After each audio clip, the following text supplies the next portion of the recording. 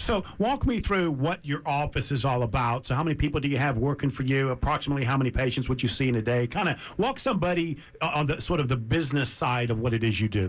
It is a small practice, family practice, and I'm not, I see like maybe 8 patients on my side, 8 Right. patients to 10 patients a day, or 8 patients, and then we see emergencies whenever we can, work them in. And I have a hygienist, that, we twice a week, and it's just we give them enough, time Right. to give them the proper care. So I would say 8 patients for the hygienist if we have that. Right. Now we have some cancellations though, so it's not really. You're not happy about that when I call and cancel. That's just not something I like. So I'm curious. The dentist, hygiental. Am I saying that right? Hygienist. Is that a profit center for you, or is that something that you just feel you need to do to provide the service for the clients? I mean, it's considered a profit. Right. A profit. Center. Yeah. Center. Yeah.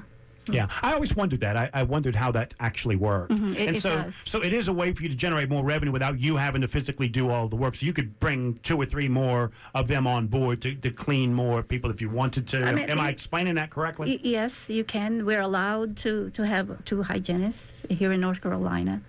They limit how many you can have. Yes, they limit how many. Well, isn't that great of them to tell you how many hygienists you can have?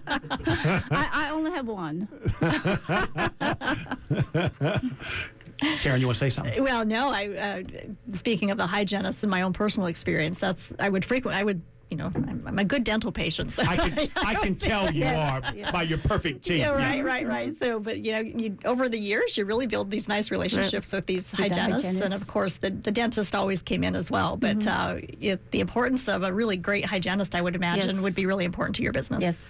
So we've only got a few minutes. What advice would you give somebody getting ready to get into your industry? Right, they just got out of college. They're ready to go.